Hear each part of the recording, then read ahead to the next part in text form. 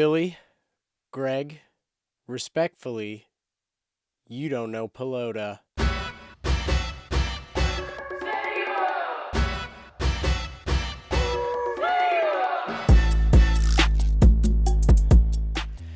God bless Jai Alai, ladies and gentlemen. We are here. And before we get to breaking down Battle Court, in my opinion, better than anyone else, and you're going to want to listen because I actually did a deep dive into some stuff this season that if you're a fan of Pelota, I think I'm giving you some good stuff. But before we get to that, I have to address the elephant in the room that I feel like I've been taken out by the Greg Cote. No one has been breaking news on the Jai Alai team. Greg, I've been doing God Bless Jai Alai. I've broken plenty of news. I've kept things close to respect the team and respect ownership. No one's breaking news. And honestly, all the work and effort that I have put into this podcast, the years, the seasons that I have done God Bless Jai Alai, the times that I have stood by leadership. Yes, have we had our moments, but I'm firmly in Mike and Chris Cote's side. And we'll get to Billy there. Firmly in support and belief of them after, is it 6 seasons now? 6? Are we in season 6? Yeah. 6 seasons of Battle Court, I believe ownership. But for them to not stand by me and say, Greg, hold on a minute. This whole time, someone has been reporting on the Cyclones constantly, and he's been talking to the players of Battle Court. And I'm going to get some, you know what, I'm going to send out some invitations to people this week. I keep saying it. It's just hard to block out that time, but I'm going to try and do it. We're going to get some people on this podcast here. But that ownership would not stand up and say, hey, Greg, God Bless Jai Alai has been here from the start, and they have not changed, and they have done a fantastic job. Would have appreciated that, fellas. But, you know, I'm still going to stand up for Clone Cartel and support ownership. And then Billy. Hats off to Mike and Chris for just not letting him have it with all the inaccuracies that he said. Trade Manu. Billy, you want to trade Manu? Do you want to be the next Nico? Bro, Clone Cartel would riot if you trade Manu. And there have been changes along the season. And you know what the one constant has been? Manu. And you want to suggest trade him to stockpile draft picks? An absurd, ignorant, unknowing of Pelota take by Billy Gill. One of the worst things, Billy Gill, you saying trade Manu is hands down the worst thing you have ever said. It's the dumbest, stupidest thing you have ever said on the Dan Le Batard show by far.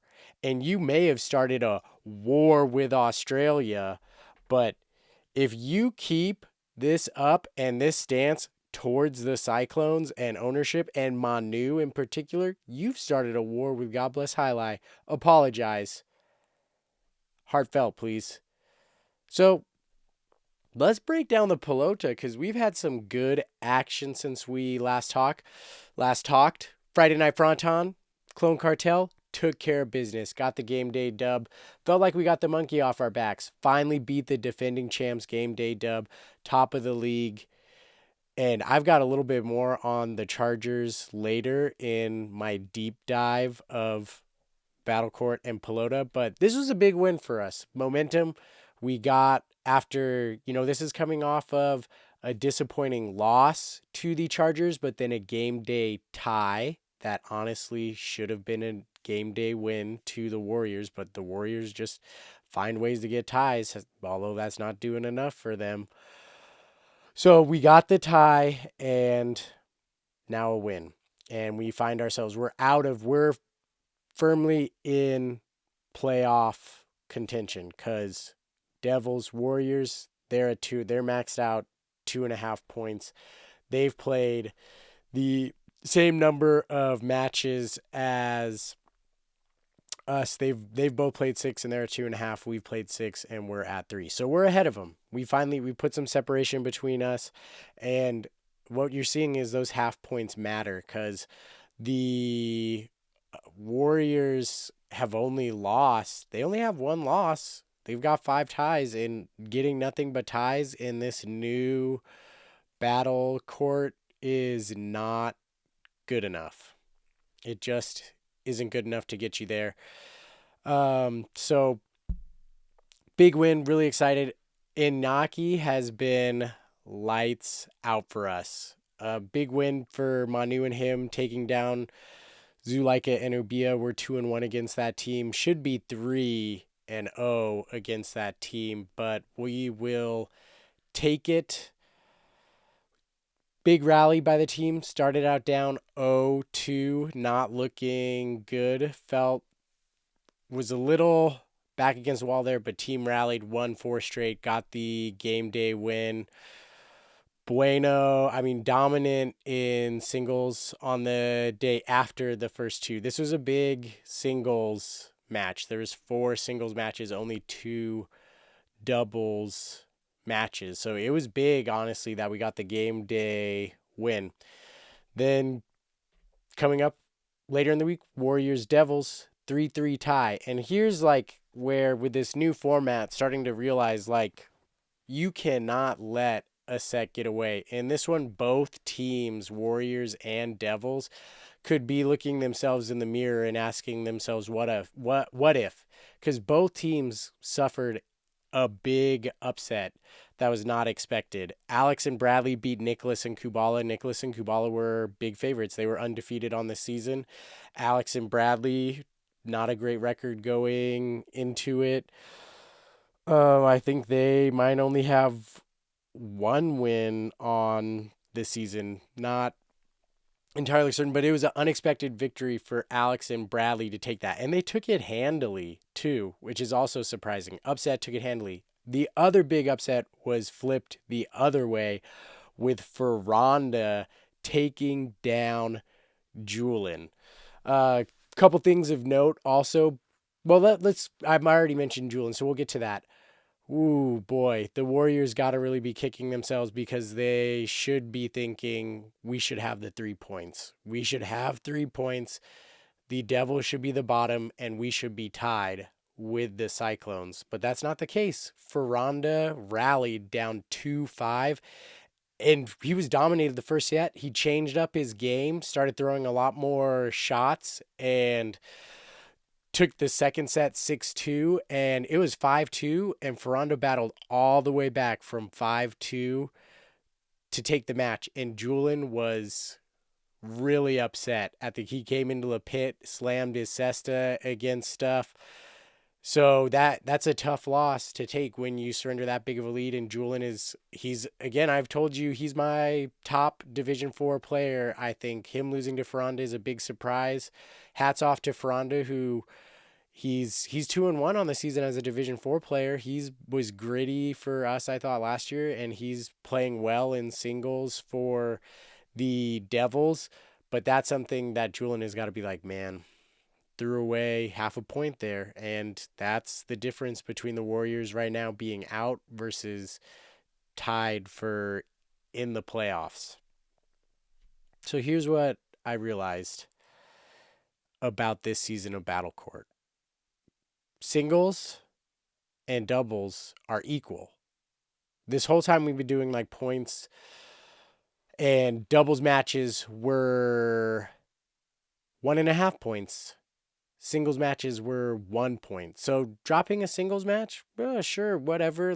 You could drop 3 singles matches in a game day and still win a game day match if there was 3 doubles and you win all the doubles because they were worth more points. And you would then actually have a pretty decisive victory, which would be 4.5 to 3. Pretty handy victory. But now that's only 3-3. So with me realizing that, what I did a deep dive on for Battle Court is I wanted to understand teams' balance and what I looked at each team, and what I did is I tallied their singles record and I tallied their doubles record to look at how are teams being successful. Is there a team that's leaning on their singles a lot? Now, primarily you play more doubles than you play singles still in the regular season. And when you get to the playoffs, it's nothing but doubles. So there's a lot to break down in what I uncovered by looking at this. I think there's some good insights into it. But I was curious to see how are the teams that have more points, how are they getting them? Are they getting it because they're more successful in singles? Are they in doubles? What teams are balanced? So, and what I also discovered is some things aren't adding up. There's like a match missing here or there because, for example, the Warriors have 6 game days. There's 6 matches every single game day. So if I go through and add that all up, I should have 36 total matches. Well, when I add up their singles and doubles, I get 35. So somewhere there's one match out there. And it already took a long time to go through every single team, count up their singles record, count up their doubles record. I was not going to go through every single game day. Then I would have to itemize like each team or whatever. So it is what it is. It's imperfect, but it's close enough. Here's what I discovered.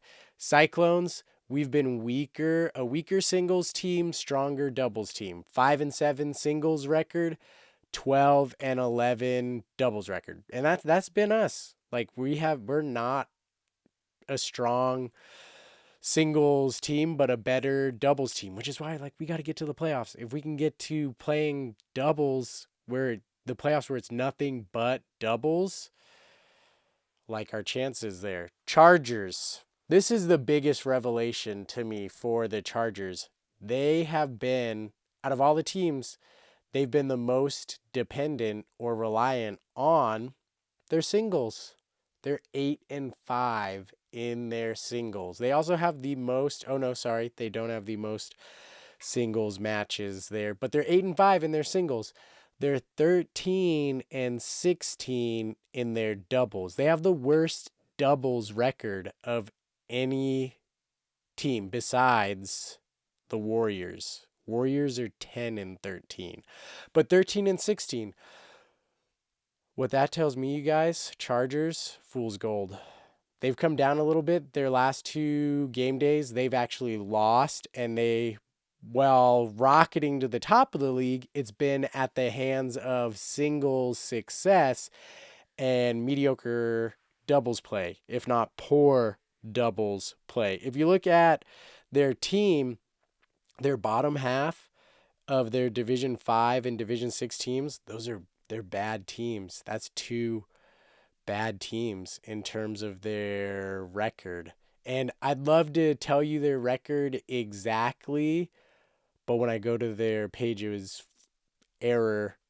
Couldn't find any stats. So for that team, I had to go through every single match day to find their record, and I didn't keep track of what Gaio and I think, let me pull it up. It was I think Gaio and El Barba is one team, and like El Barba and Arta might be the other team for them. Let's get that confirmed.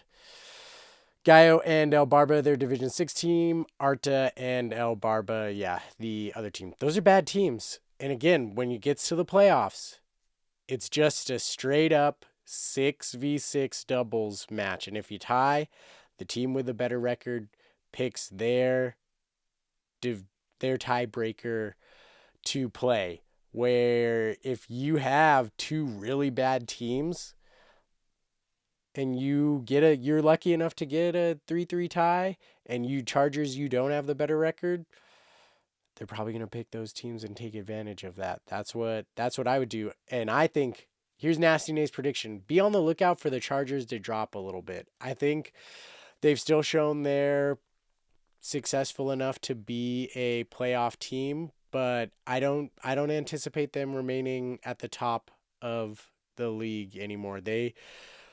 They're up there also because they have one extra game day as well. They have 4 total points right now, and they've played 7 matches. So technically on Monday, if we play the Fireballs and we win the game day, we've got just as many points as the Chargers do. So one of the things that's revealed to me, I think the Chargers are a little bit of fool's gold because their doubles teams, their record in doubles is weak. Devils, 4-8 in singles, bad singles record.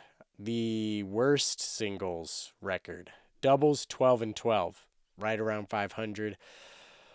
Fireballs, 5-3, good singles record. Doubles record, 13-9. There's something missing in the Fireballs data there. If you do the math, 13-9, that's 22 teams. 5-3, that's 8. That's 30 matches. Oh, wait, but actually, that one adds up. They've only played 5 matches. Hey, that one's all there. So never mind. Look at me doing math on the fly. This is great. Renegades, 7-7, 11-11, right at 500. And here's the thing for the Renegades, again, which they can't seem to get out of. They're feast or famine. Their teams for the Renegades, 4-1 for Go Cherry singles. They're either really good in singles or really bad in singles. And when it comes to doubles, their team either is really good in doubles or really bad. They have 2 doubles teams that still have not won a match. Their Division 6 team and their Division 4 team, 0-7 combined. That's tough because if your guys don't show up to play one night, it's over for you. And that's what's happened to the Renegades. They're always doing this high wire dance of teams that you just know you can't count on and teams that are solid, but if all it takes is one bad night. And unfortunately, they've had that one not a bad night, but one not good enough night against solid competition, and it costs them. Warriors 6-6 and doubles 10-13. Also a bad doubles record. So it's all close there. I think the biggest revelation to me there is that there's only 2 teams with winning doubles records. That's the Cyclones and that's the Fireballs. And that's why I like the Cyclones to keep rising and I like the Fireballs to keep rising. They're 2-1-2. They've only played 5 matches. They've got the 3 points. Renegades have played 6. They've got 3 points. They play each other. Fireballs could tie. They're still ahead of the Renegades if that happens. And they're still the Chargers have 2 games in hand on them. So really you look at that, the Fireballs are one of your top teams. They could be because they've got 2 games to get a point and tie the Chargers. And one thing, I must have missed it. I knew the Chargers blew out the Chargers. I missed that they also blew out the Devils. So they've got the Fireballs have big time tiebreaker on their side too. So all they got to do is if you got to have more points than the Fireballs because with 2 game day matches where they won 5 matches, they're well ahead of any other team in terms of game day matches won. And that means the Devils and the Chargers, if they're tied up with anybody right now, because of those, they're the only 2 teams that have suffered a lopsided loss. They're on the losing end of a tiebreaker right now because of that. So that's my revelation. Maybe later in the season, I'll tally those things again. And maybe by that time, Battlecord could also put on the team's page their singles and doubles records on the team page. So I don't have to individually click through all the players. And maybe we could make sure that El Barba and Gaio and Arta and El Barba's team pages are working. Hey, this is Nasty Nate, who knows Pelota, Greg and Billy, and I've been here and will continue to be here. God bless Jai Alai, ladies and gentlemen.